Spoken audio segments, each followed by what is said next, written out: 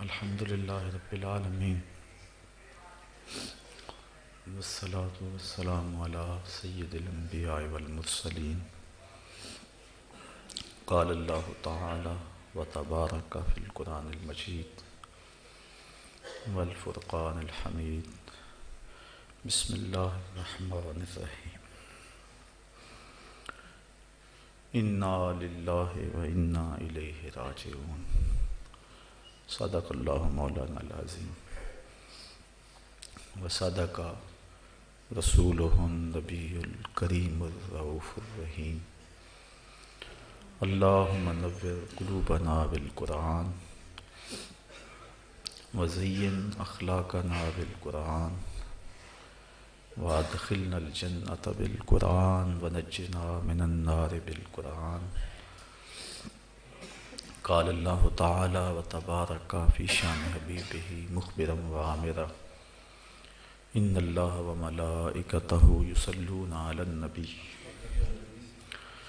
یا ایہا الذین آمنوا صلوا علیہ وسلموا تسلیما الصلاۃ والسلام علیک یا رسول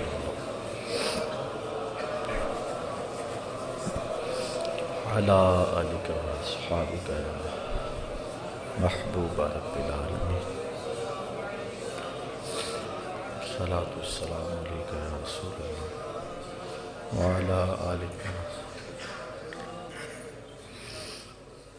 ز مہجوری برآمد جان عالم تراحم یا نبی اللہ تراحم نہ آخر رحمت للعالمین ز محرومہ چرا فارغ نشینی بروں آور سر از برد یمانی کہ روئے تست صبح زندگانی عدیم طائف نالین پاکن شراک از رشتہ جہاں ماکن چے باشد گر کنی سوئم نگاہ ہمیشہ گر نہ باشد گاہے گاہے نگاہ یا رسول اللہ نگاہ یا حبیب اللہ نگاہ صد ہزاراں جبریل اندر بشر بہر حق سوئے غریباں یک نظر یا رسول اللہ انظر حالنا یا حبیب اللہ اسمع قالنا اننی فی بحر غم مغرق خذ یدی ساحل لنا اشکالنا یا صاحب الجمال و یا سید البشر من وجهک المنیر لقد نفر القمر لا يمكن الثناء كما كان حقه بعد از خدا بزرگ توئی قصہ مختصر۔ تمام حمد و ثنا تعریف و توصیف اللہ جل مجدہ الکریم کی ذات پاک کے لیے جو خالق کائنات بھی ہے اور مالک ششہات بھی۔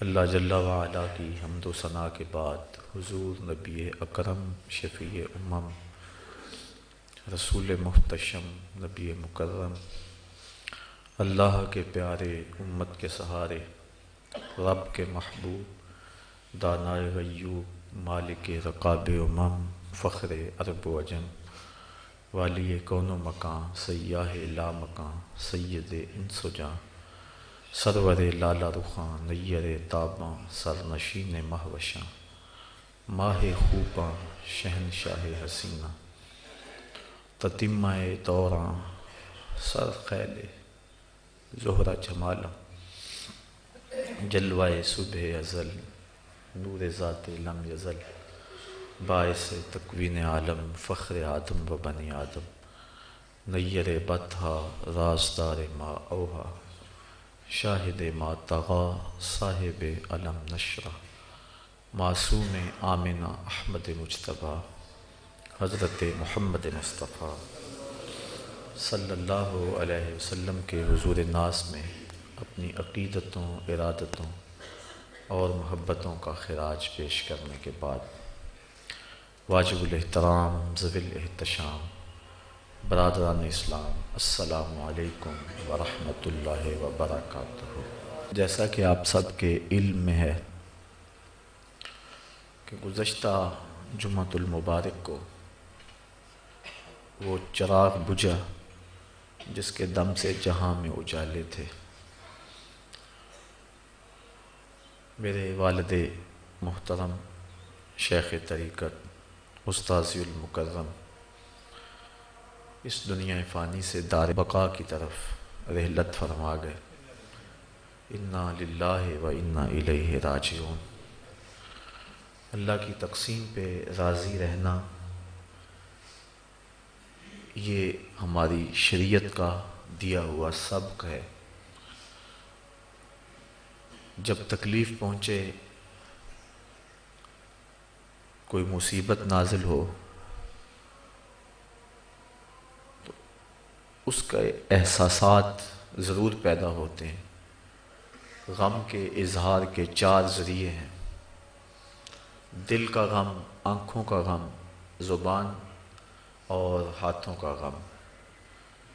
دل کا غم اور آنکھوں کا غم رحمان کی طرف سے ہے، زبان کا واویلا اور ہاتھ سے کام لینا یہ شیطان کی طرف سے ہے۔ لیس منا من ضرب الخدود وشق الجیوب ودعا بدعوی الجاہلیہ۔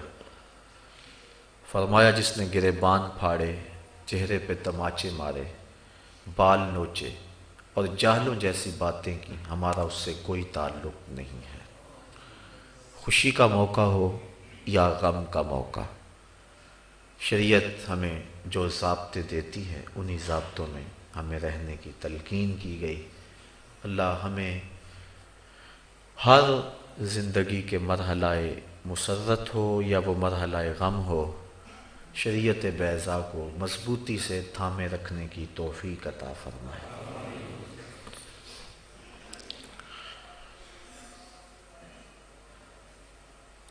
مجھے یہاں گفتگو کرتے ہوئے 2 ماہ بعد پورے 16 سال بیت جائیں گے۔ میں 30 دسمبر 1992 کو یہاں پہلی گفتگو کی تھی، اور اس وقت سے جب میرے سامنے صرف 65 آدمی بیٹھے ہوئے تھے، آج تک سینکڑوں ہزاروں بیانات آپ بھی سن چکے۔ مختلف لوگ بھی دین کے موضوعات پہ قرآن مجید کے درس کے حوالے سے احادیث کا بڑھتا ہوا نور، روشنی اور اجالے آپ پا سکے۔ جو توفیق ہوئی میں آپ تک منتقل کیا، اللہ سب کچھ قبول فرمائے۔ میرے والد گرامی سے میرا رشتہ باپ بیٹے کا بھی ہے، استاد اور شاگرد کا بھی ہے، مرید اور پیر کا بھی ہے۔ وہ میرے پدر گل بھی ہیں اور میرے پدر دل بھی ہیں۔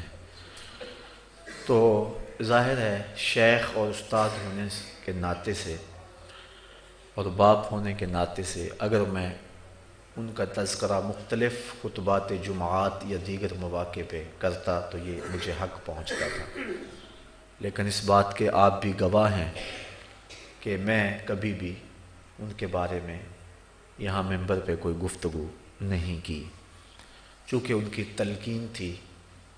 گو دل میں آرزو بھی پیدا ہوتی، ایک تو ان کی تلقین کہ میری مدح و ستائش نہ کی جائے، اور دوسرا ویسے بھی میں یہاں زیادہ تر جس عنوان سے گفتگو کرتا رہا وہ درس قرآن اور درس حدیث ہی ہے، اس لیے 16 سال میں ان کی شخصیت اور ان کے تعارف کے حوالے سے موقع مجھے نہ ملا، یا میں قصداً آپ کی شخصیت کے حوالے سے کبھی یہاں کوئی بات نہیں کی۔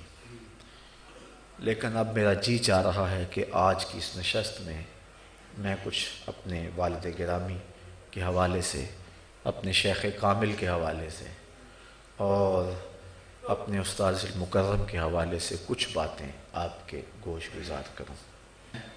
باتیں بھی انشاءاللہ وہ کروں گا کہ جس سے ہماری تربیت وابستہ ہے۔ میرے والد گرامی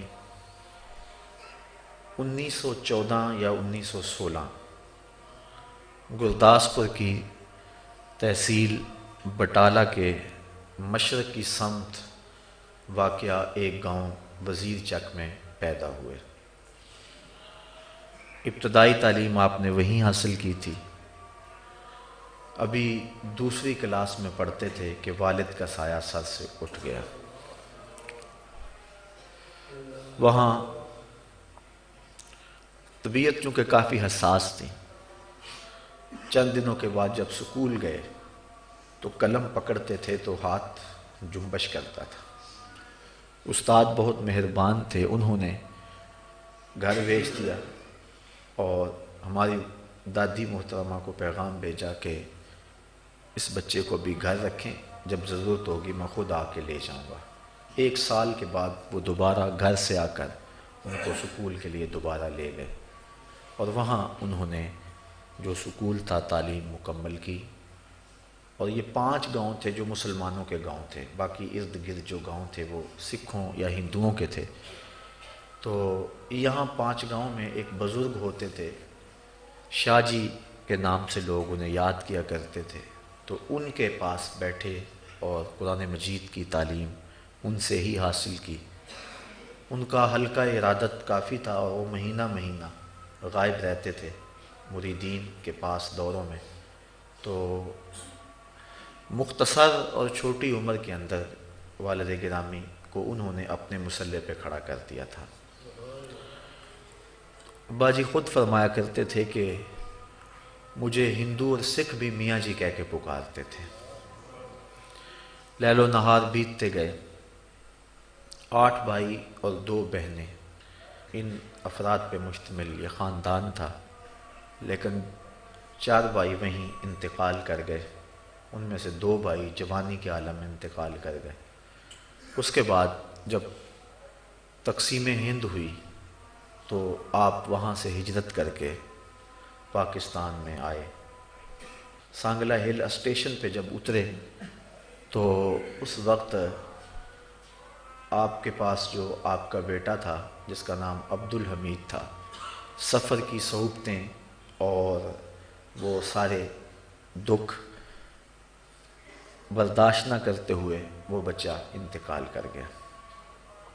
کچھ عرصے کے بعد ہماری وہ والدہ بھی اس دنیا فانی سے کوچ کر گئی۔ پھر آپ نے اسی گھر میں دوسری شادی کی تو یکے بعد دیگرے 2 بیٹے پیدا ہوئے، لیکن وہ بھی دائی اجل کو لبیک کہہ گئے۔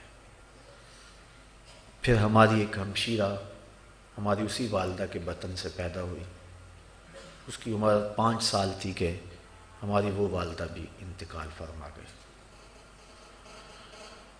والد گرامی نے اب یہ عزم کر لیا کہ میں اب زندگی تجرد میں گزاروں گا۔ اس دوران وہ باقی علوم یہاں ان کی تکمیل کر چکے تھے۔ قبلہ مفتی صاحب رحمۃ اللہ تعالیٰ علیہ اور قبلہ سید صاحب رحمۃ اللہ تعالیٰ علیہ حزب الاحناف۔ تو آپ نے عزم کر لیا، چونکہ آپ کی جو ہمشیرہ تھی ہماری پھپھو لگتی تھی وہ بھی بیوہ ہو گئیں اور ان کے ہاں اولاد نہیں تھی۔ انہوں نے یہ سوچا کہ میری اس بیٹی کی یہ پرورش کر دے گی اور میں اب زندگی یکسو ہو کے دین کے لیے گزاروں گا۔ لیکن جب 5 سال گزر گئے اس بات کو بھی، ہماری دوسری والدہ کے انتقال ہوئے، تو پھر جو کچھ ملنے والے تھے ابا جی کے، انہوں نے یہ تقاضا کیا کہ آپ پھر شادی فرمائیں۔ تو پہلے تو انکار ہوا، لیکن یہ غالباً 62 یا 61 کی بات ہے کہ ہمارے والد گرامی نے پھر جو ہے وہ تیسری شادی فرمائی۔ اور وہ بھی میرے نانا جی فرمایا کرتے تھے، میں نے اپنی ہوش میں انہیں دیکھا ہے، فرمایا کرتے تھے کہ میں جب رشتے کے لیے گیا تو بستی سے باہر ایک شخص جو ہے وہ بھینسیں چرا رہا تھا۔ کیونکہ میں نے رشتہ کرنا تھا اور مجھے تجسس تھا، میں نے اس کے پاس بیٹھ کر کے معلومات حاصل کرنے چاہی، تو اس نے کہا کہ ہمارا تو اس سے بہت سخت مسلکی اختلاف ہے، لیکن ہمارے اس پورے علاقے میں اس شخص کردار کا حامل کوئی دوسرا شخص موجود نہیں ہے۔ تو میرے نانا جی فرمانے لگے کہ میں نے وہیں سے فیصلہ کر لیا اور جمعۃ المبارک پڑھا، اور میں نے جب ان کی گفتگو سنی تو میرا وہ فیصلہ جو ہے وہ بالکل قطعی ہو گیا۔ ہمارے جو ننیال ہیں ان کا تعلق جو ہے وہ یہاں سے ہے، اور یہ مہاجرین سے ہمارے والد گرامی، اور آپ پرانے لوگوں کو یاد ہوگا کہ اس دور میں مہاجرین اور یہاں کے جو رہنے والے لوگ ہیں ان کے باہم بہت زیادہ جو ہے وہ فرق اور نفرت موجود تھی۔ لوگ پناہ گیر کہتے تھے مہاجرین کو۔ تو ہمارے جو خاندان تھے ننیال کے، تو اس خاندان میں مخالفت بھی ہوئی کہ آپ جو ہے وہ پناہ گیروں کو بیٹی دے رہے ہیں۔ عمر کا بھی فرق تھا، لیکن بہرحال میرے نانا جی صاحب نظر تھے اور بڑے ہی نیک اور پارسا لوگ تھے، تو انہوں نے یہ فیصلہ کیا۔ تو اس کے بعد 2 ہمشیرہ پیدا ہوئیں، اس کے بعد اللہ تعالیٰ نے بیٹا دیا جس کا نام محمد رکھا، لیکن کچھ دنوں کے بعد وہ بھی انتقال کر گیا۔ یہ بات والد گرامی نے مجھے خود سنائی۔ ساری زندگی ابا جی نے اپنے بارے اگر کوئی بات کرتا بھی تو اس کی زبان کو روکتے، لیکن یہ بات میں نے ابا جی کے زبان سے 2 مرتبہ سنی ہے۔ ایک مرتبہ صرف 8-10 لوگ تھے اور قرآن مجید کی تفسیر تھی، عزیز علیہ ما عنتم پر گفتگو کر رہے تھے، تو اس وقت آپ نے یہ بات سنائی کہ نبی پر مومن کی تکلیف شاق گزرتی۔ تو اس وقت آپ کی حالت عجیب سی ہو گئی، اور جب آپ نے یہ بات بیان کی تو آپ کا چشمہ دور گرا اور آنکھیں چھم چھم برسنے لگیں، اور ہم سارے ڈر گئے کہ پتہ نہیں ابا جی کو کیا ہو گیا۔ تو ایک مرتبہ تعلیم و تعلم کی گزرگاہوں سے جب میں گزر رہا تھا تو میرے میں تھوڑی سی کمزوری آئی پڑھنے کے حوالے سے، تو مجھے میرے والد گرامی نے فرمایا کہ بیٹا تم کیوں نہیں پڑھتے ہو؟ میں تو جو ہے تمہارے بارے میں انتہائی محبت کے جذبات رکھتا ہوں، اور میں نے تمہیں جو ہے وقف کیا ہے دین کے لیے۔ تو اس وقت انہوں نے مجھے یہ بات سنائی۔ تو جب ہمارے وہ بھائی اس دنیا سے رخصت ہوئے تو ابا جی کہتے ہیں کہ زندگی میں یہ میرے لیے انتہائی مشکل اور پریشان دن تھا، چونکہ بچپن میں باپ کا سایہ سر سے اٹھ گیا، پھر جوان بھائی دنیا سے رخصت ہوئے، اپنی 2 ازواج کو میں نے اپنے ہاتھوں سے لحد میں اتارا، اور اس سے قبل جو ہے وہ 3 بیٹے لحد میں اتار چکا تھا۔ تو بیٹا فوت ہوتا تو اس کے بعد ہماری وہ والدہ بھی چلی جاتی، تو کہا کہ مجھے پھر وہ بیٹا فوت ہوا تو سخت دکھ ہوا۔ تو اس دن ایسے تھا کہ مجھے کچھ ہو جائے گا، یعنی صبر کا پیمانہ چھلکنے کو تھا۔ ابا جی فرمایا کہ میں پھر جب رات کو سویا بخت جاگے تو حضور کی زیارت نصیب ہوئی۔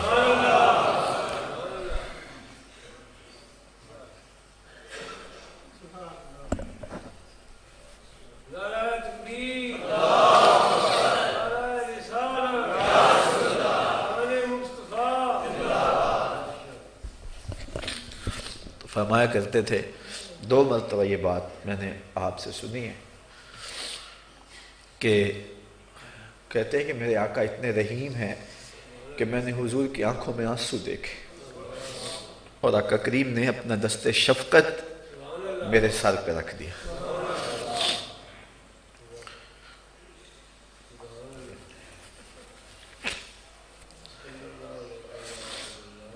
اس کے بعد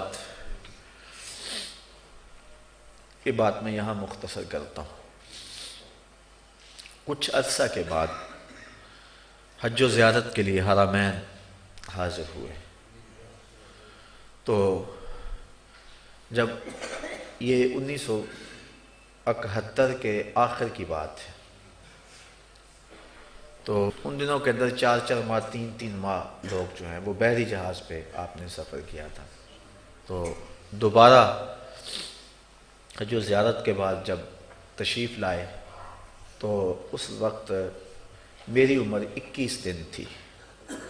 ابا جی کو وہاں اطلاع پہنچا دی گئی، کہتے ہیں میں اس وقت حرم کے صحن میں تھا، تو مجھے صاحب نے جس نے فون سنا اس نے آ کے مجھے حرم میں بتایا، تو کہتے ہیں میں دوڑ کر کعبہ کے پردوں سے لپٹ گیا۔ ایک تو میں نے زندگی کی دعا مانگی، اور دوسرا میں نے عرض کی کہ مالک میرا یہ بیٹا تیرے دین کا خادم بنے اور درویش اور عالم بنے۔ یہ مجھے ابا جی نے 2 مرتبہ اسی مقصد کے لیے مجھے یہ بات سنائی تھی، ورنہ شاید وہ زندگی کے اس راز کو بھی اپنے سینے میں لے کے دفن ہو جاتے، لیکن یہ بات مجھے احساس دلانے کے لیے انہوں نے جو ہے وہ جب سنائی۔ فرمانے لگے اس کے بعد میں بازار گیا کہ میں اپنے بیٹے کے لیے کوئی تحفہ خرید لوں، تو ظاہر ہے بچے اور بچوں کے لیے کھلونے، لباس، کپڑے خریدے جاتے ہیں۔ تو فرماتے ہیں کہ میں گزر رہا تھا، میرے دل میں کئی طرح کے خیالات تھے کیا خریدوں، تو کتابوں والی دکان آ گئی تو میں اس پہ چڑھ گیا، تو امام جلال الدین سیوطی کی مصنفہ حدیث رسول پر مشتمل کتاب الخصائص الکبریٰ سب سے پہلے میں نے جو ہے وہ آپ کے لیے تحفہ خریدا۔ اور ایک دن آیا کہ جب مجھے ہوش سنبھلی اور میرے والد گرامی نے جب مجھے یہ بات سنائی، اور اس کے بعد مجھے یہ کتاب یہ آپ کے سامنے ہے میرے ہاتھوں میں دی اور کہا کہ بیٹا میں نے تمہارے لیے سب سے پہلے تحفہ یہی خریدا تھا اور یہی میں تمہارے لیے وہاں سے لے کر آیا ہوں۔ اس کے بعد اللہ تعالیٰ جل شانہ نے ان کو اور بھی اولادیں دیں۔ میری 9 ہمشیرہ ہیں جو باقاعد حیات ہیں، اور ایک 10 سال عمر میں چھوٹا میرا بھائی جس کو آپ سارے جانتے ہیں احمد رضا عاقب مصطفی، ہم 2 ہی بھائی ہیں۔ تو پھر آپ نے کچھ عرصے کے بعد کپڑے کا کام شروع کیا، کاموں کی میں انہوں نے انتہائی جو ہے وہ مختصر سی دکان شروع کی اور اس کو ساری زندگی مختصر ہی رکھا۔ 37 سال بلا ناغہ دلائل الخیرات کا وظیفہ انہوں نے کیا، اور یہ چونکہ ہم نے ان کو عمر کے آخری حصے میں دیکھا ہے، جب ہم نے شعور کی آنکھ کھولی تھی تو اس وقت ابا جی کی عمر 70 سے اوپر تھی، تو اس لیے ہم نے جو ہے وہ ان کی جوانی کے عالم کو یا اس دور کو نہیں دیکھا، اس دور کے اثرات ہم نے ضرور دیکھے ہیں، کیونکہ جب وہ مسند پہ بیٹھے اور تبلیغ کا کام شروع کیا انہوں نے، تو آپ نے جتنے بھی بستی کے لوگ تھے، دیہات کے لوگ تھے، 300 سے 400 گھروں تک مشتمل ہمارا وہ گاؤں ہے، آپ نے دیکھا ہے سب نے، تو انہوں نے سب لوگوں کو بلا کر ایک عہد کیا کہ میں کوئی روٹی کے ٹکڑے کے لیے آپ کے ساتھ یہاں نہیں بیٹھا ہوں، بلکہ میرا مقصد کوئی اور ہے۔ تو میں چاہوں گا کہ آپ میرے ساتھ عزم کریں کہ آپ دینی معاملات میں میری معاونت کریں۔ تو انہوں نے وہ تحریر لکھی جس کے اندر ہر غیر شرعی کام، امر بالمعروف اور نہی عن المنکر کے تقاضوں کے بالکل تحت ان سب لوگوں سے معاہدہ لیا کہ ہماری بستی میں نہیں ہوگا، اور اس سے تمام برادریوں کے لوگوں سے دستخط لیے، وہ تقریباً 60-70 لوگوں کے دستخط، وہ میں نے بار بار وہ رجسٹر کبھی ابا جی مجھے دکھلا بھی دیتے تھے تو میں نے دیکھا ہے وہ، تو اس کے اندر یعنی یہاں تک کہ باجا گاجا بھی ہماری بستی میں نہیں آئے گا، کوئی شادی ہو برات ہو تو یہاں باجا بھی نہیں بجے گا، باقی اور بہت سارے معاملات تھے بستیوں میں، جتنی بھی خرابیاں ہوتی ہیں، جو بھی معاملات ہوتے ہیں، سب پر سخت پابندی لگائی، اور جو ہے وہ شریعت کی حاکمیت کا عملی وہاں ظہور ہوا، اور صرف چور چوری کرے تو ہاتھ کٹتے ہیں، اور جو ہے وہ قصاص کی سزا قتل ہی ہے، یہ معاملے تو عدالتوں پہ مشتمل ہے، اس سے نیچے نیچے جو کچھ بھی تھا تقریباً وہاں کنٹرول انہوں نے کیا، اور اس تحریر پر پورے 40 سال پھر پہرا دیا، اور یہ چھوٹا کام نہیں ہے، یہ میرے باپ کی بہت بڑی کرامت ہے۔ یہ ادارۃ المصطفیٰ کا آپ جہاں تعارف پڑھیں تو ساتھ لکھا ہوتا ہے احیاء سنت ترویج شریعت کی روحانی تحریک، تو احیاء سنت اور شریعت کی ترویج یعنی شریعت کو عملی رواج دینا، یہ تصور اور یہ آئیڈیا میں نے اپنے بزرگوں سے لیا. انہوں نے اس بستی میں عملی طور پہ جو ہے وہ کر کے دکھایا اور ساری زندگی وہاں سے نہیں نکلے. فرماتے ہیں میں نے اس بستی کی اصلاح اگر ہو جائے تو یہ میری نجات کے لیے کافی ہے. تو یہی ان کی خواہش رہی تھی اور اس سلسلے کے لیے انہوں نے جو ہے وہ وہاں کام کیا اور 40 سال تک انہوں نے اس تحریر پر جو ہے وہ پہرا دیا اور کسی کو اس سے ہٹنے نہیں دیا. اور یہ ایک بہت بڑا ان کا کام تھا. اور ہماری اس بستی کے اندر جب سے پاکستان بنا ہے یعنی آج تک کوئی قتل ہی نہیں ہوا ہے. ورنہ دیہاتوں کے اندر جب برادریاں ہوتی ہیں، یہ آپ اپنے لوہیاں والا کو دیکھ لو، 6 ماہ نہیں گزرتے کہ یہاں کیا فساد بپا ہو جاتے ہیں، لیکن پورے جو ہے وہ 60 سال ہو گئے ایک قتل بھی کبھی نہیں ہوا. یعنی امن معاہدہ بھی تھا، اس معاہدے کے اندر امن معاہدہ بھی تھا. اور اگر ایسی کوئی بات ہوتی تو درمیان میں جا کے ابا جی کھڑے ہو جاتے تھے. اور الحمدللہ ان لوگوں نے جو حیا ان کا کیا اور جس انداز کے ساتھ انہوں نے ان کی بات کو مانا، کبھی ٹالا نہیں تھا. وہ دور بھی خیر بھلے تھے، آج تو وہ زمانہ بھی نہیں رہا، وہ حالات بھی نہیں رہے، لیکن بہرحال انہوں نے 40 سال تک جو ہے وہاں شریعت اسلامیہ کی حدوں کا پہرا دیا اور دین رسول کے ڈنکے بجائے اور حضور کے دین کی نوکری کی. اور کام کرتے تھے، کپڑے کا شروع کر لیا آخر میں تو، اور وہ بھی بالکل معمولی. میں نے عرض کرنے لگا تھا دلائل الخیرات کا وظیفہ یہ 1.5-2 گھنٹے لگتے ہیں اس کو پڑھتے ہوئے روزانہ کی منزل کو، اور 37 سال اس کا ناغہ بھی نہیں ہوا.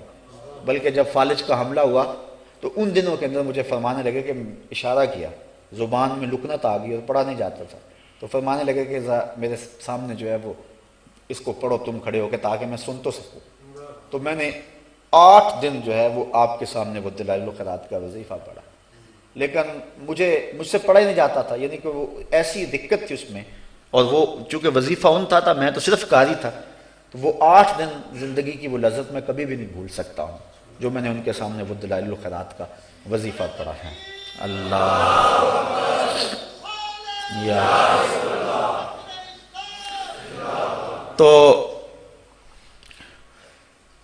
یہ ان کا معمول تھا. صبح 9-10 بجے وہ جاتے تھے اور عصر کی نماز کے وقت بہر صورت دکان کو بند کرتے تھے، دکان بند کر کے نماز پڑھتے تھے اور فرماتے تھے میری قسمت کا جو گاہک ہے اللہ اسی وقت بھیج دے گا.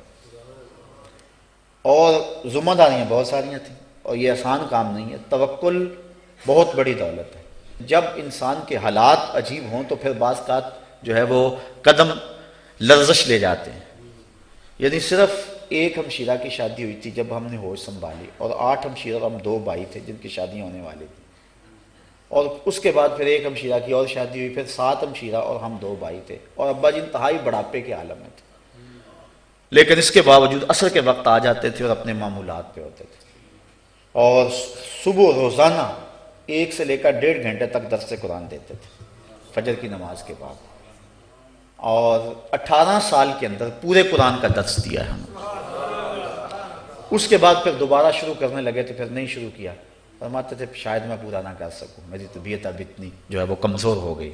پھر قرآن مجید کی آیات، منتخب آیات پہ درس دیتے تھے. یا ایھا الذین آمنوا لا تکونوا کالذین آذوا موسیٰ. مجھے اچھی طرح یاد ہے کہ اس کا درس کئی مہینوں چلتا رہا تھا. روزانہ 1 گھنٹہ اس پہ درس دیتے تھے. پتہ نہیں اللہ نے سینہ کتنا کشادہ کر دیا تھا. تو یہ ان کا معمول تھا زندگی کا. یہاں گجرانوالہ مارکیٹ سے وہ کپڑا خریدتے تھے. ہمارے وہ جن لوگوں سے انہوں نے یہ کاروبار کیا ہے وہ بے پناہ ابا جی کے ساتھ حسن اعتقاد رکھنے والے لوگ ہیں. کچھ تو فوت ہو گئے، شیخ محمد شریف صاحب اللہ ان کی قبر پہ کروڑوں رحمت نازل فرمائے. وہ جمعے کے دن جو ہے وہ یہاں سے جا کر جو ہے وہ گاؤں میں ابا جی کے پیچھے جمعہ پڑھا کرتے تھے. کاروبار بھی تھا لیکن یعنی وہ کہتے مجھے اور کہیں تسکین ہی نہیں آتی ہے. تو اللہ تعالیٰ ان کی قبر پہ رحمت نازل فرمائے. تو یہاں سے جاتے، ان دنوں کے اندر یہ چنگیاں وغیرہ ہوا کرتی تھی. تو کاموں کی سے ادھر ایک راستہ مڑتا ہے تقریباً 2-3 کلومیٹر ادھر سے جو ہمارے گاؤں کی طرف چلا جاتا. کاموں کی بلدیہ کی حدود سے پہلے ہی وہ جگہ آتی. تو اگر کاموں کی چلے جائیں تو وہ 2-4-5 روپے ان دنوں کے اندر کافی تھے، 10 روپے بھی کافی تھے. اس کی چنگی بھی دینا پڑتی تھی. پھر ظاہر ابا جی کو پیدل تو کوئی نہ جانے دیتا، تو تانگے کے اوپر وہ کپڑا وغیرہ بوری رکھتے اور آپ بھی اس کے اوپر بیٹھتے. تو اگر تانگے والا کرایہ نہ لیتا، اکثر تانگے والے نہیں لیتے تھے، لیکن ابا جی کو یہ گوارا نہیں تھا. وہ فرماتے تھے یہ بھی تو مزدوری کر رہے ہیں، میں بھی مزدوری کر رہا ہوں. تو اس لیے آپ جو ہے وہ شہر سے باہر ہی ادھر اتر جایا کرتے تھے گاڑی سے. ان دنوں کے اندر چھوٹی چھوٹی گاڑیاں چلتی تھی، مجھے اچھی طرح یاد ہے یہاں سے، اور وہ کاموں کی تک جایا کرتی تھی چھوٹی گاڑیاں. تو یہاں اتر جایا کرتے تھے. اور اس کے دو فائدے تھے، ایک تو یہ 5-10 روپے یہ چنگی کے یہ بچ جائیں گے، اور حدود میں داخل ہوا تو پھر شرم چنگی دینا پڑے گی.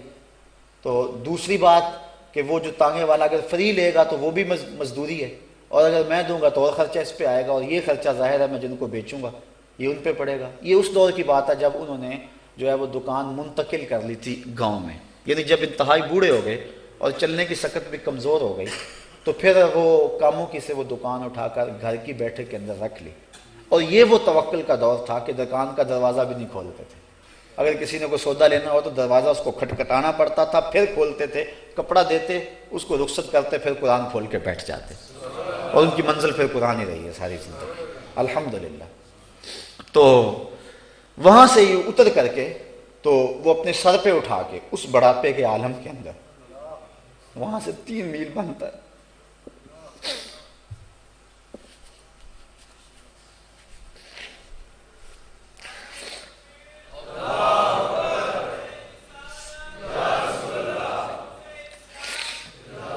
لیکن یہ میں بات آپ کو اس لیے سنانے لگا ہوں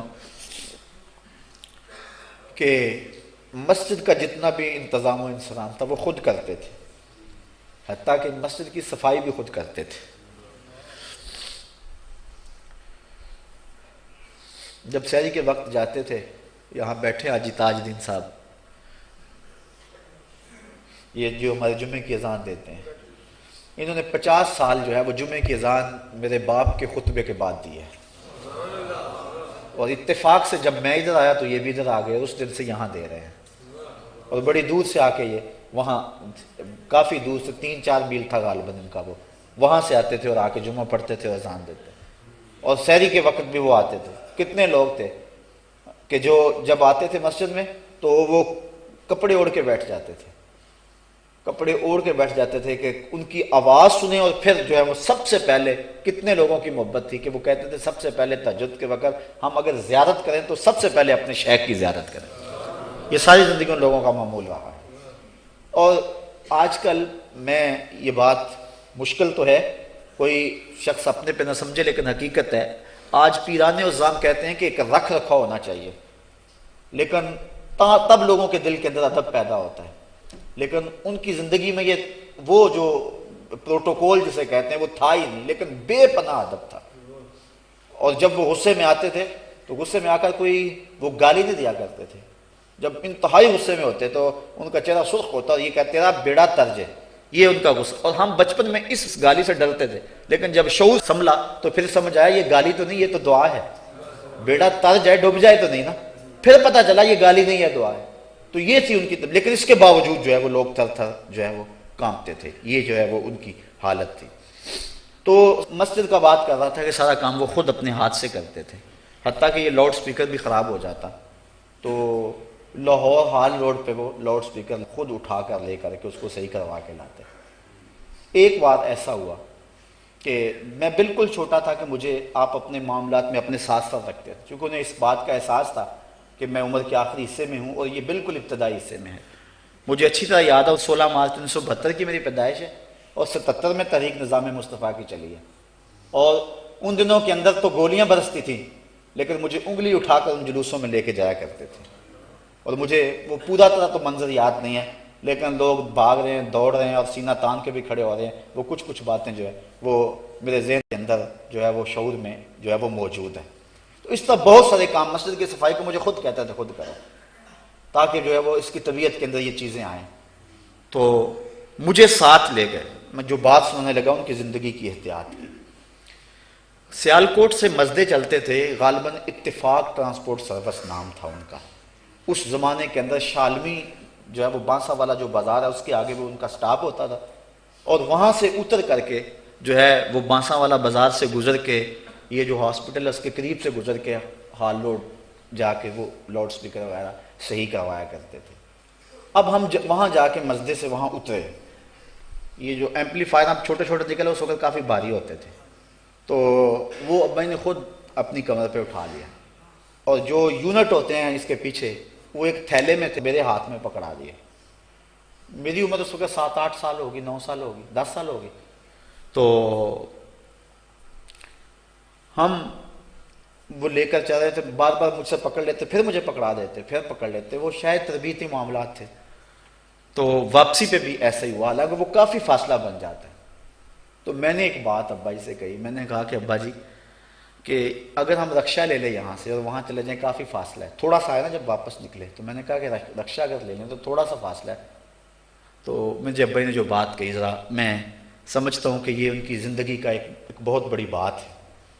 فرمانے لگے کہ میں اپنا سامان جو ہے وہ اپنے سر پہ اٹھا کے وہاں سے گاؤں لے کے جاتا ہوں، اور مسجد کے سامان کے لیے رکشا لے لوں، اور اگر میں خود لینا چاہوں تو میں بیٹا اس کی استطاعت نہیں رکھتا، اور اگر مسجد کے خرچے سے میں لوں تو وہ جب میرا اپنا معمول نہیں ہے تو اب مسجد کے بل پہ جو ہے وہ میں اگر ایسا کروں تو یہ میرا ضمیر گوارا نہیں کرتا۔ تو پیدل جاتے اور پیدل آتے۔ اور پھر ایک زمانہ ایسا بھی آیا کہ جو ہے وہ یہ کام میں خود کیا کرتا تھا، اور مسجد کی ساری صفائی میں نے اپنے ذمے لی تھی، اور الحمدللہ انہوں نے ہمیں تعلیم دی تھی اور یہ ترغیب دی تھی۔ وہ کہتے تھے صاحبزادے نہ بنو، بندے بنو، اور الحمدللہ۔ اور ہمارا شوق ہوتا تھا کہ زیادہ سے زیادہ لوگ آپ سے وہ بس بیعت آپ نہیں کرتے تھے، یعنی باوجود خلافت کے صرف 100 کے قریب لوگ ہیں جو ساری زندگی میں آپ نے بیعت کی ہے۔ ہماری شدید خواہش ہوتی تھی کہ بندہ آیا ہے، خواہش کی ہے، 2 سال ہو گئے پیچھے لگے ہوئے ہیں۔ خود میں نے 3 سال کے بعد جو ہے وہ بڑی مشکل سے آپ نے جو ہے مجھے قبول فرمایا، شاید وہ تربیت کے لیے ایسا تھا، ورنہ میرا تو مقصوم ہی وہ تھا۔ ہمارا ہوتا تھا کہ زیادہ سے زیادہ لوگ ہوں، ہلکا ہو، لیکن آپ اس کی ممانت کرتے تھے۔ وہ اس وقت بات سمجھ میں نہیں آتی تھی، لیکن جب خود اس مسند پہ آئے اور بیٹھے اب پتہ چلا کہ یہ کتنی بڑی ذمہ داری ہے۔ بلکہ فرمایا کرتے تھے کہ اتنی دیر تک کسی شخص کو کسی کو بیعت نہیں کرنا چاہیے جب تک لوح محفوظ پہ دیکھ نہ لے یہ شقی ہے یا سعید ہے۔ اگر وہ شقی ہے تو پہلے اس کی شقاوت سعادت میں بدلے، پھر اس کو اپنے ہاتھ پہ بیعت کرے۔ اور فرمایا کرتے تھے میاں میں تو اس قابل نہیں ہوں، لہٰذا میں بیعت کیوں کروں، تو یہ کہا کرتے تھے۔ اور پھر اگر کوئی بڑا زور لگاتا تو بیعت کرتے تو اس کو یہ فرماتے میاں میری خواہش یہ ہے کہ تم نمازی بن جاؤ، تو باقی جو معاملات ہیں وہ تو میں اس قابل نہیں ہوں۔ وہ کس مقام پہ تھے یہ ان کا اپنا معاملہ ہے۔ جب آخری بار وہ اعتکاف بیٹھے ہیں اور میں یہاں اعتکاف بیٹھا ہوں، یہ تقریباً اس کے بعد وہ نیم جذب میں چلے گئے ہیں اور دنیا سے ان کا تعلق جو ہے وہ بظاہر ختم ہی ہو گیا۔ اس بار ایسا ہوا، شیخ محمد شریف صاحب اللہ ان کی قبر پہ رحمت نازل فرمائے زندہ تھے، تو عید والے دن جمعہ تھا، اس مرتبہ مجھے یہ یاد ہے، عید والے دن جمعہ تھا، 10-11 سال قبل کی غالباً یہ بات ہے۔ تو میں یہاں سے گیا تو میں نے اپنی والدہ کے چہرے پہ جو ہے وہ بہت خوشی دیکھی، اور ابا جی کے ساتھ حسن عقیدت کا اس دن جو مظاہرہ تھا شاید زندگی میں جو ہے وہ کبھی میں نے دیکھا ہو۔ تو میں نے کہا امی جی کیا بات ہے؟ تو امی جی فرمانے لگیں کہ اپنے باپ سے پوچھو کہ کیا ماجرا ہوا ہے، یعنی اس میں اعتکاف کے دنوں میں۔ بڑا خوف تھا ان دنوں کے اندر ہمارے اوپر، اور ابا سے ہم بعض کا کسی سے بات کرتے تھے تو وہ ابا سے کرتا تھا، اور بعض کا ایسا ہوتا تھا ہم خود بھی کر لیتے تھے، لیکن ایسے جو معاملات روحانی معاملات تھے وہاں جو ہے وہ یعنی چونکہ ابا سختی سے نفی کرتے ہوتے تھے۔ تو انہوں نے فرمایا کہ کچھ معتکف نے بتایا ہے، کچھ معتکفین نے، کہ رات کو دروازے مسجد کے بند تھے کہ اچانک اجالے ہوئے اور کوئی آپ کے حجروں میں آیا، اور ہم نے اس کو واپس جاتے ہوئے دیکھا ہے، اور وہ شخص کون تھا وہ جو ان کے حجرے میں آیا؟ میں نے ایک بات کی ہے لیکن مجھے تو انہوں نے جو ہے وہ سختی سے جو ہے وہ انکار کر دیا، کوئی بات نہیں بتائی، آپ پوچھیں۔ اب میرے ذہن کے اندر یہ ان دنوں کی بات ہے جب میں یہاں خطابت کر رہا تھا اور علوم دینیہ سے فارغ ہو گیا تھا، اور یہ حدیث میں پڑھ چکا تھا کہ حضور نے ارشاد فرمایا من رآنی فی المنام فسیرانی فی الیقظہ، جس نے مجھے خواب میں دیکھا اس نے مجھے جاگتے ہوئے بھی دیکھا۔ تو ان کا خواب میرے ذہن میں تھا، تو میرے ذہن میں یہ بات آئی کہ شاید حضور علیہ السلام ہوں، اور یہ کرم نوازی ہوئی ان کے اوپر۔ تو میں نے شیخ صاحب سے کہا کہ آپ ابا جی سے پوچھیں کہ کیا کرم نوازی ہوئی ہے، اور میں نے ان کو کہا کہ میرا ذہن یہ ہے۔ تو ٹیبل پہ سیویاں رکھی ہوئی تھی اور ابا جی ڈال کے ہمیں دے رہے تھے۔ تو شیخ صاحب نے پوچھا، کہنے لگے حضور آنکھیں تو آگے کریں، میں ذرا چومنا چاہتا ہوں، اور آگے بڑھ کے آنکھیں ابا جی کی چوم لیں۔ پھر کہنے لگے ان آنکھوں نے کیا دیکھا ہے، ان آنکھوں نے کیا دیکھا ہے؟ تو ابا جی جلدی جلدی سیویاں ڈال کے نا پلیٹ میں کہتے ہیں شیخ جی یہ کھاؤ، یہ بڑی مزیدار ہیں۔ پھر 2 منٹ گزرے تو انہوں نے پھر کہا کہ آپ نے کیا دیکھا ہے، ایک بات سنی ہے، ہم تصدیق چاہتے ہیں اس کی۔ تو ابا جی نے پھر پانی ڈال کے کہا شیخ جی پیاس نہیں لگی آپ کو، یہ پانی پیو، اور کیفیت ابا کی بدلنے لگی۔ تو اس کے بعد انہوں نے بھی نہیں پوچھا، اور یہ راز ان کے سینے میں راز ہے، وہ کیا تھا معاملہ ہم اس کے بارے میں کوئی رائے قائم نہیں کر سکتے، جو کہ ہماری جو تربیت کی گئی ہے۔ میں اگر یہ بات کہوں کہ وہ ذات رسالت مآب صلی اللہ علیہ وسلم تھے، میرا وجدان طبیعت کہتی ہے۔ اس کے بعد وہ دنیا سے بالکل لا تعلق ہو گئے، اور 9-10 سال آپ نے جب بھی دیکھا جس حالت میں دیکھا آپ سب کو پتہ ہے۔ تو اگر میں یہ کہوں تو میرا اندازہ ہے، اور میں اپنے اندازے سے نہیں کہہ سکتا، اور اگر میں انکار کروں تو میں انکار بھی نہیں کر سکتا۔ لیکن بہرحال یہ تو طے ہے کہ کوئی تھا جو ان کے حجرے میں اجالا کر گیا، اور ان کے اندر جو ہے وہ ایک ایسی روشنی اور ایسے اجالے پیدا ہو گئے، اور پھر اس کے بعد سے لے کر آج تک ان کی زندگی، وہ 4 سال یہاں بھی آپ کے سامنے ہیں، جس وہ نیم جذب کی حالت میں تھے، کوئی بھی آیا اور جس نے بھی اس کو دیکھا، ایک بات میں ضرور کہوں گا کہ اللہ کے ولی کی نشانی یہ ہے جب اس کو دیکھو تو خدا یاد آئے۔ جس نے بھی دیکھا ہے میرے والد گرامی کو، کبھی ایسا نہیں ہوا اس کو رب یاد نہ آیا ہو، ان کو ضرور ان کو دیکھ کر خدا یاد آیا ہے، رغبت دنیا کم ہوئی ہے، اور ان کی زندگی کے شب و روز ہمارے سامنے ہیں۔ تو انہوں نے زندگی میں یہی ایک بات جو میں منبر رسول پہ بیٹھ کے کہہ رہا ہوں کہ میرے بڑے بھائی کی وفات پر حضور علیہ السلام نے شفقت فرمائی، اور حضور نے درد جو ہے وہ ونڈایا، اور آنکھوں میں آنسو تھے، اور حضور رو رہے تھے اور سر پہ ہاتھ رکھ رہے تھے، عزیز علیہ ما عنتم۔ باقی وہ جو دوسرا ماجرا ہے تو وہ معاملہ جو ہے چونکہ آپ نے اس کو ہمیں کچھ نہیں بتایا، کچھ بتا دیتے تو یہ ہمارے لیے بہت بڑا اعزاز ہوتا، اور ہم اس پہ بہت اب بھی فخر کرتے ہیں ان کی ذات پہ، چونکہ حضرت شیخ عبدالعزیز دباغ مصری نے الابریز میں لکھا ہے جس شخص کو عالم بیداری میں حضور کی زیارت ہو جائے وہ 2999 درجے ولایت کے فوراً طے کر جاتا ہے، فوراً طے کر جاتا ہے، اور فرمایا اس کو ان درجات کے بارے میں پوچھا جائے، اور اگر وہ جواب نہ دے تو کہو کاذب ہے، اور اگر جواب دے دے تو کہو کہ سچا ہے، یعنی اتنا بڑا اعزاز ہے۔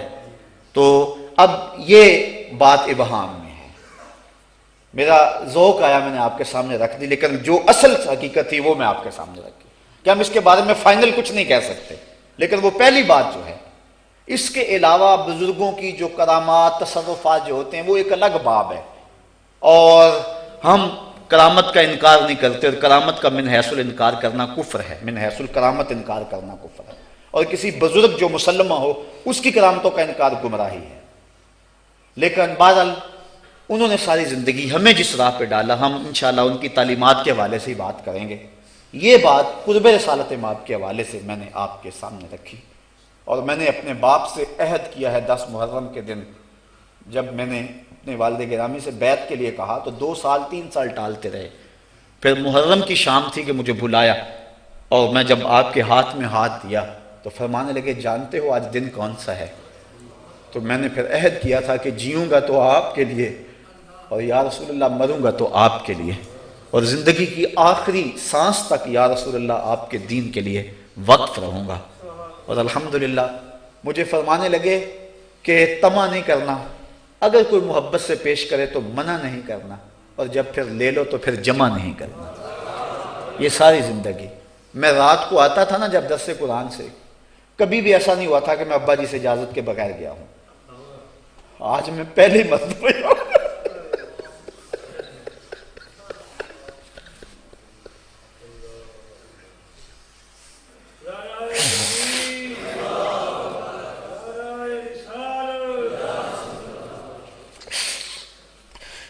انا للہ و انا الیہ راجعون۔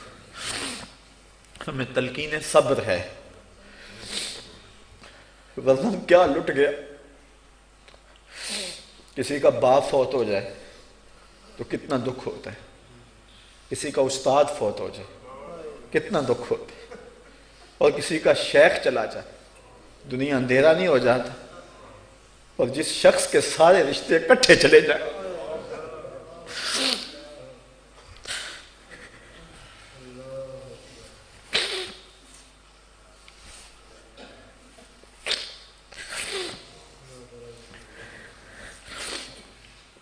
میں جب بھی آیا ہوں، رات 3 بجے آیا ہوں، 4 بجے آیا ہوں، 2 بجے آیا ہوں، ان کی آنکھیں میری منتظر رہتی تھی۔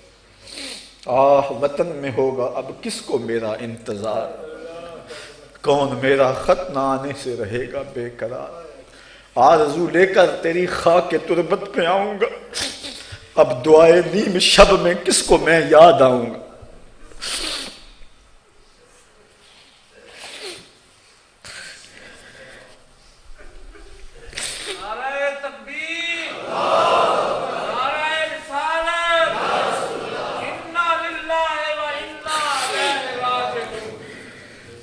حیف در چشم زدن صحبت یار آخر شد، روئے گل سیر ندیدم و بہار آخر شد۔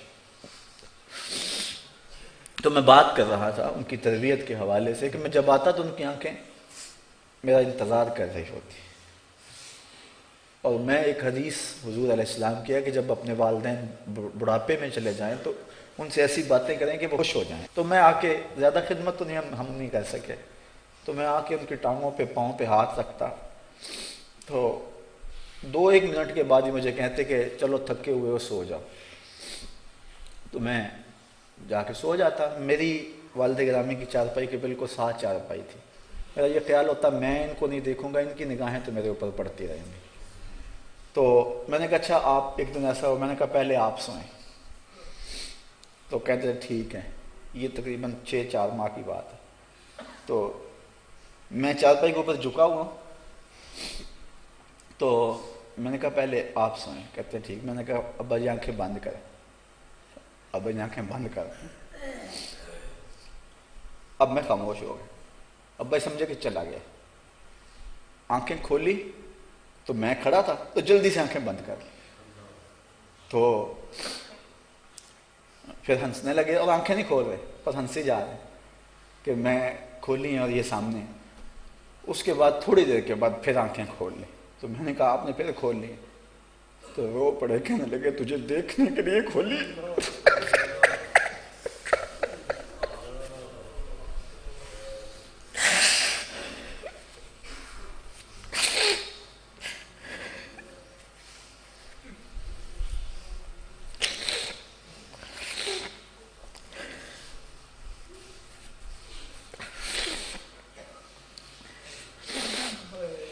دو سال قبل جب میری والدہ اس دنیا سے رخصت ہوئی تو میں درس قرآن کی راہوں میں تھا، اور مجھے اچھی طرح یاد ہے کہ آخری شب جب میں نے جیلم سے بھی دینے سے بھی آگے جانا تھا تو میں نے اپنی امی سے اجازت چاہی، انہوں نے رو کر کہا تھا کہ بیٹا جاؤ۔ جمعۃ المبارک پچھلے جمعہ کو میں ابا جی سے اجازت لے کر جب کینٹ جمعے کے لیے جانے لگا تو ان کے چہرے پہ مسکراہٹ پھیل گئی اور بہت زیادہ خوش ہوئے۔ میری سمجھ میں نہ آیا کیا ماجرا اور کیا معاملہ ہے، چلا گیا۔ اس کے بعد پچھلے جمعۃ المبارک کو میں نے عصر کے بعد کاموں کی میں گفتگو کرنی تھی، ایک فوتگی ہوئی تھی، چیلم کا ختم تھا، تو لوگ بعد میں ملاقات کے لیے کافی آئے ہوئے تھے، عصر کی اذانیں یہیں ہونے لگی، تو محترم مجھے لینے کے لیے جو آئے تھے ان کی تشویش میری نظر میں تھی، لیکن وہ مجبوری تھی کہ جو ہے وہ عصر کی اذان ادھر ہو گئی، تو میں اپنے معمول کے مطابق میں نے کہا آپ گاڑی میں بیٹھے، میں ذرا گھر سے ہوں، اجازت لے آؤں۔ تو چارپائی پہ لیٹے ہوئے تھے، تو آخری ان سے میری وہ ملاقات ہوئی، فرمانے لگے خیر نل جاتے خیر نل۔ میں چلا گیا لیکن طبیعت میں اداسی تھی۔ 3-4 لوگ میرے ساتھ تھے، یہاں بھی اب موجود ہیں، میرا وہ ساربان بھی۔ جب ہم راستے میں اثر پڑی اور اس کے بعد جب ہم امن آباد سے نکلے تو سورج غروب ہو رہا تھا، ایسے میں جیسے میرا دل ڈوب رہا ہے، پتہ ہی نہیں تھا کیا ہونے والا ہے۔ تو میں نے ان سب کو کہا، میں نے کہ دیکھو کہ جب سورج عصر کے وقت پہنچتا ہے تو کتنی جلدی غروب ہو جاتا ہے، اور ایسا درد تھا اس سورج میں، کوئی پیغام دے رہا تھا جو ہم نااہل لوگ نہ سمجھ سکے، شاید اس کا پیغام کچھ سمجھنے والا ہوتا تو وہاں سے پلٹ آتا، لیکن میرا یہ مقصوم تھا کہ جب میرے والد گرامی کی آخری سانس آئی تو اس وقت میں درس قرآن دے رہا تھا۔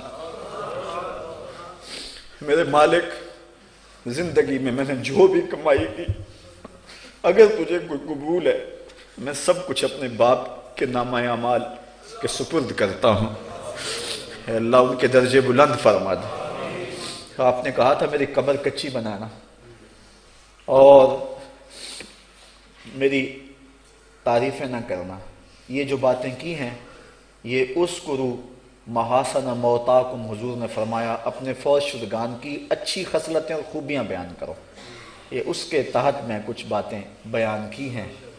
اللہ تعالیٰ انہیں اپنے جوار رحمت میں جگہ دے۔ اکیلا میں نہیں، زمانے نے دیکھا کہ جب ان کا جنازہ اٹھا، شہنشاہ ہفت تقلیم کو بھی وہ اعزاز نہیں ملا ہوگا جو میرے باپ کو ملا تھا۔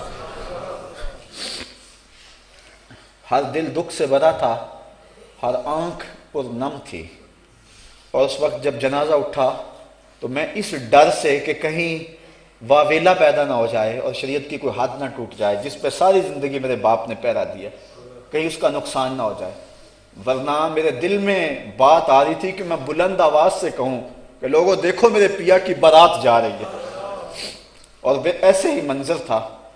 اور اقبال کا وہ شعر، اگر آپ جس نے میرے شیخ کی زیارت کی ہے، اقبال کا وہ شعر اور پھر اس زیارت کے منظر کو سامنے لائے کہ اقبال نے کہا تھا نشان مرد مومن بات و گوئم، چوں مرگ آئے تبسم بر لب اوست۔ تجھے اللہ کے بندے کی نشانی بتاؤں، جب موت آتی ہے اس کے چہرے پہ مسکراہٹ پھیل جاتی ہے، چونکہ وہ اپنے یار کو ملنے جو جا رہا ہوتا ہے، تو وہ مسکراہٹیں آخری دم تک ان کے چہرے پہ رہی۔ جن لوگوں نے لحد میں اتارا، جن لوگوں نے جنازے کو کندھا دیا، جن لوگوں نے جنازہ پڑھا، مجھے متعدد لوگ، متعدد سے مراد سینکڑوں نہیں، درجن کے قریب لوگوں نے مجھے یہ کہا ہے، شاید مشاہدات کئیوں کے ہوں لیکن جہاں تک مجھے پہنچا ہے وہ درجن سے کم لوگ ہیں، انہوں نے کہا ہے کہ جس نے جنازہ پڑھا وہ کہتا ہے میری عبادتیں ڈبل ہو گئیں، کوئی کہتا ہے پنجگانہ نماز تو میسر تھی لیکن اب تہجد کے سجدے بھی مل گئے۔ الحمدللہ یہ ہے ان کا فیضان۔ دعا کرو کہ اللہ تعالیٰ ان کے نقوش پاک کی برکتیں ہمیں نصیب فرمائے۔ جب آپ کو لحد میں اتارا جا رہا تھا تو اس وقت میرے دل میں جو دعا تھی، جو لبوں پہ آنا چاہ رہی تھی، لیکن میں دل میں ہی مانگتا رہا چونکہ وہاں ہجوم اور رش، تو میں نے کہا تھا مالک میں اور کچھ نہیں مانگتا، جس طرح سے میرے والد نے زندگی گزاری مجھے ایسی ستھری زندگی عطا فرما دی، پاکیزہ زندگی جس میں تصنع نہیں تھا، جس میں ریاکاری نہیں تھی، جس میں بناوٹ نہیں تھی، جس میں غرض اور لالچ کا زندگی بھر میں کوئی پہلو نہیں آیا تھا۔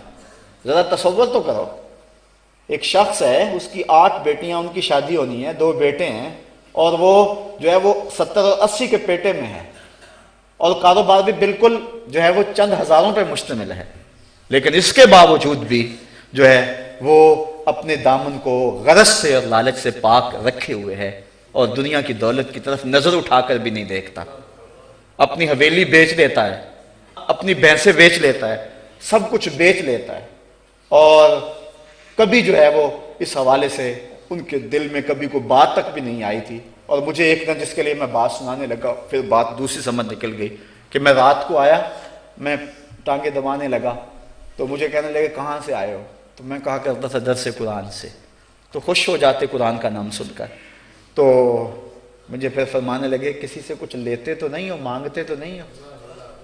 اللہ اکبر۔ میں نے کہا ابا جی آپ کی تربیت کا اثر ہے، کبھی دل میں بھی نہیں آیا، یہ اللہ کا فضل ہے، اتنا آسان کام نہیں ہے، بڑا مشکل کام ہے۔ جب ضروریات منہ کھولے کھڑی ہوں اور حالات کا جبر اور مہنگائی کا طوفان ہو تو اس وقت جو ہے وہ یہ کام بڑے مشکل ہو جاتے ہیں، لیکن ہمارے سامنے ان کی زندگی ہے، انہوں نے انتہائی کٹھن حالات کے اندر بھی جو ہے وہ اس معاملے کو جو ہے وہ رکھا، اور شیخ طریقت اور پیر کامل کا جو اصل روپ تھا اور وہ جو حجازی فقر ہے جس کا تصور اقبال نے پیش کیا ہے، اور مرد درویش کی جو علامتیں پیش کی ہیں، ہم نے وہ ساری علامتیں اپنے شیخ میں دیکھی، ہم نے وہ ساری دولتیں جو ہیں وہ ایک در پہ دیکھی ہیں۔ اللہ تعالیٰ ان کے درجے بلند فرمائے اور ان کے نقوش پا کی برکتیں ہمیں نصیب فرمائے۔ 1914 میں روشن ہونے والا چراغ اور وہ سورج جو طلوع ہوا تھا وہ 2008 میں تہہ مزار چلا گیا۔ آج ان کی یادیں تو باقی ہیں، دل بھی رو رہا ہے، لیکن اس کے باوجود قلب کو ایک اطمینان ہے، ایک طمانیت ہے، قلب ایک گنا تسکین پائے ہوئے ہے، اور ہمیں اس بات پہ ساری زندگی ناز رہے گا۔ ہماری آنکھ اس گود میں کھلی ہے اور اس شخص نے ہماری تربیت کی ہے جس نے ساری زندگی رسول کریم کی شریعت پہ پہرا دیا ہے۔ سوز و گداز، درد، یہ ان کو ورثے میں ملا تھا، ان کو اپنے نانا جان کی طرف سے ورثے میں ملا تھا، اور پھر قبلہ حضور قبلہ عالم رحمت اللہ تعالی علیہ جو ہے وہ ان کی تربیت تو جو ہے وہ کمال کر گئی، اور ان کے اندر ان کو وہ رنگ چڑھا دیا کہ جو ان کو دیکھتا تھا تو پھر ان کا ہی ہو کے رہ جاتا تھا۔ تو وہ درد، وہ سوز، وہ کیفیت ہمیں اچھی طرح یاد ہے، بچپن کی کہانی ہے، چونکہ جب ہم نے ہوش سنبھالی تو وہ کسی اور جہان کے جو ہے وہ مسافر تھے، اس دنیا سے ان کا تعلق بہت واجبی سا رہ گیا تھا، تو ہمیں بالکل ان کے خطبات یاد ہیں۔ وہ بچپن میں نے جب تک جو ہے وہ جمعہ شروع نہیں کیا ابا جی کے پیچھے نماز جمعہ پڑھتا رہا ہوں، اور الحمدللہ اس بستی کو بھی اعزاز ہے کہ اس منبر پہ بھی آپ نے آ کے ایک جمعہ پڑھایا تھا۔ وہ لمحے اور وہ دن مجھے یاد ہیں، اور وہ تھوڑے لوگ تھے، 5 مرلے کی یہ مسجد ہوتی تھی، یہاں کے مقامی لوگوں کو سارے حالات سے آگہی ہے، تو مجھے ابا جی نے کہا تھا کہ میں دیکھ رہا ہوں کہ یہاں بہت ساری رونقیں، الحمدللہ یہ ان کی زندگی تھی اور یہ ان کی نگاہیں تھیں۔ اللہ ان کے نقوش پاکیوں میں برکتیں دے، ان کی سیرت کو اپنانے کی توفیق دے۔ ہم نے ان کی کرامتیں بیان نہیں کرنی، ان کی ہم نے کوئی قبر فروشی تو نہیں کرنی، انہوں نے ہمیں راہ دیا، انشاءاللہ ساری زندگی اس راہ پہ چلیں گے، اس راہ پہ گامزن رہیں گے۔ آپ دعا کریں ہم دونوں بھائیوں کو اللہ ان کے نقوش پاک کی برکتیں عطا فرمائے۔ اور یہ میں نے 16 سال ہوئے یہاں جمعۃ المبارک پڑھاتے ہوئے، پہلی مرتبہ، یہ بھی میں نہیں سمجھتا کہ میں ذاتی باتیں کی ہیں، یہ وہ پوری قوم کا سرمایہ تھے، وہ اثاثہ تھے، اور یقیناً ان باتوں سے آپ بہت کچھ حاصل کیا ہوا ہوگا، اور انشاءاللہ اس حوالے سے ان کی ہزاروں باتیں میں کرتا رہوں گا انشاءاللہ۔ اب تو اللہ اپنی رحمتیں اور کرم نوازیاں نصیب فرمائے، اور درس قرآن کا یہ قافلہ ہے یہ آسودہ منزل ہوتا رہے۔ جو لوگ میرے غم میں شریک ہوئے، پوری دنیا سے، مختلف ممالک سے لوگوں نے فون کیے، اور ایک شخص جب اس نے سنا تو جا کے حسین حرم میں بیٹھ گیا اور کہنے لگا کہ میں کیسے آپ سے افسوس کرتا، تو اب 1,00,000 مرتبہ دروشی پڑھ چکا ہوں، اب میں ہدیہ پیش کرتا ہوں اور اظہار تعزیت کرتا ہوں۔ تو اللہ ان سب کو جزائیں دے۔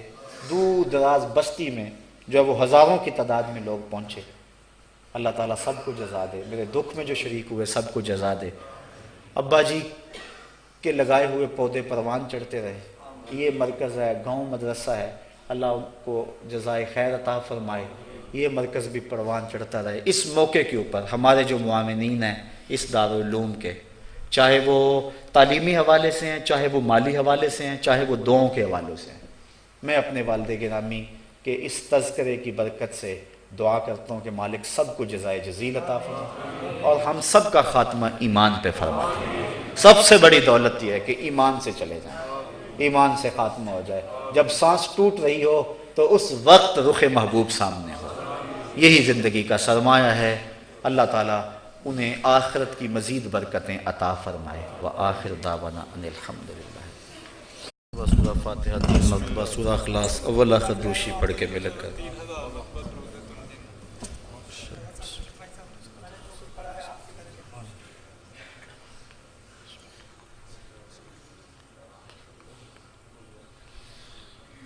الحمدللہ رب العالمین والصلاة والسلام علی سید الانبیاء والمرسلین۔ اللہم انی اسألک العفو والعافیت والمعافات الدائمۃ فی الدین والدنیا والآخرہ۔ اے میرے مالک، اٹھے ہوئے ہاتھ، پھیلی ہوئی جھولیاں اپنی بارگاہ میں قبول فرما لے۔ جتنے لوگ دور و نزدیک سے آئے انہوں نے جو کچھ پڑھا، حاضر طعام، اٹھے ہوئے ہاتھ، سب کچھ قبول فرمائے۔ جملہ کلام و طعام، اہتمام و انتظام و انصرام کا ثواب تیرے محبوب کی بارگاہ ناز میں پیش کرتے ہیں، قبول فرما۔ حضور کے توسل سے جمیع انبیاء علیہ السلام کی ارواح کو، ان کی امتوں کی ارواح کو، آقا کریم کی تمام امت، صحابہ کرام رضوان اللہ علیہ مجمعین، اہل بیت اطہار، اولیاء امت، چہار خانوادہ طریقت کے بزرگان دین، طریقہ نقش بندیہ کے جملہ مشائخ کی ارواح کو پیش کرتے ہیں، قبول فرما۔ ان سب کی وساطت سے جو کچھ پڑھا گیا سب کا ثواب اپنے والد گرامی شیخ معظم حضور قبلہ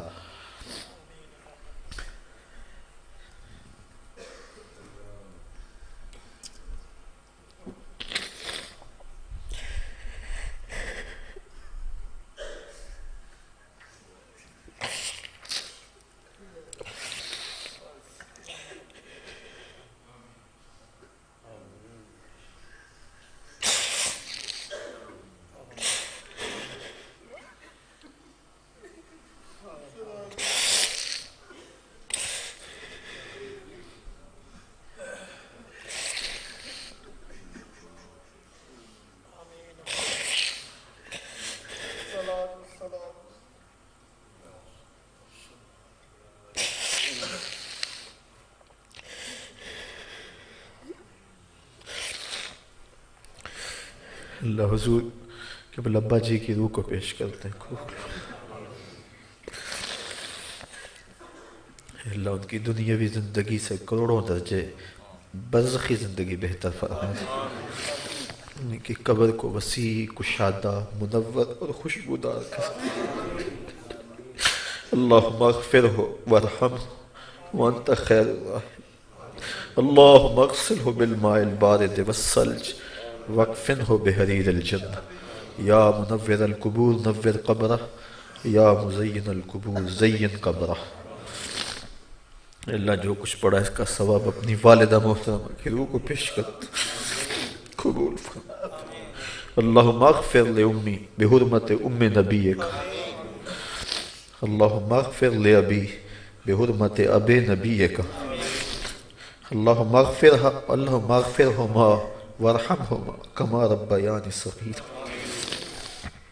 یا ارحم الراحمین ارحم احوالنا۔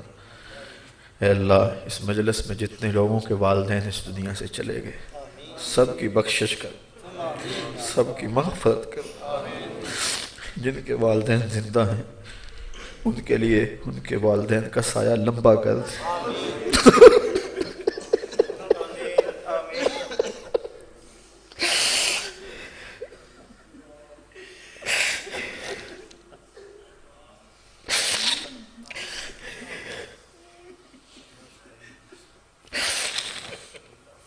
اللہ ان کے والدین کا سایہ دراز فرما دے۔ اللہ جن لوگوں نے ہمارے ساتھ محبت کی ہے اللہ انہیں برکتیں عطا فرما۔ اے میرے مالک مجھے، میرے بہن بھائیوں کو اور میرے پیر بھائیوں کو اس صدمہ جان کا پہ حقیقی صبر دے دے، وہ صبر جس کے صلے میں تو نے اجر رکھا ہے ہمیں نصیب فرما دے۔ اے اللہ ہمارے رشتے ہوئے زخموں پر صبر کا پھاہا رکھ دے، تو کریم ہے کرم فرما دے۔ اے اللہ ہمارے سروں پر ان کا جو سایہ تھا وہ بظاہر ٹوٹ گیا، لیکن ان کی رحمتوں اور ان کی روحانیت کا سایہ تمام مصطفی فقیروں کے سروں پہ سلامت رہے۔ اور اے اللہ ہمیں نیکی کی توفیق دینا، ہمیں اپنی یادیں اور محبت دینا، جس طرح میرے بابا نے ساری زندگی تیرے دین کی نوکری کی، ہمیں بھی آخری ہچکی تک اپنے دین کی خدمت میں قبول فرمانا۔ اے اللہ اپنا خاص کرم فضل ہم سب کے شامل حال فرمانا، اس مرکز کو آباد رکھنا، مصطفیٰ آباد شریف کی بہاروں کو سلامت رکھنا، اس مرکز کو بھی برکتیں عطا فرمانا۔ اے اللہ میرے بھائی کو صبر عطا کر، میری بہنوں کو صبر عطا، میرے گھر والوں کو صبر عطا کر، میرے بچوں کو صبر عطا کر، میرے پیر بھائیوں کو صبر عطا کر۔ اے اللہ اپنا خاص کرم ان کے شامل حال کر۔ اے اللہ اپنا خاص کرم ان کے شامل حال، ان کی قبر کو روشن اور منور رکھنا، اپنا خاص کرم فضل شامل حال کرنا۔ اے اللہ درس قرآن کے اس کارواں پہ ان کی جو نگاہیں تھی وہ سلامت اور باقی رہیں، اور اس راستے میں ہم چلتے رہیں، شیطان اور نفس کی شر سے محفوظ فرمانا۔ صلی اللہ تعالی علی النبی الامین وآلہ وصحبہ اجمعین برحمتک یا ارحم الراحمین۔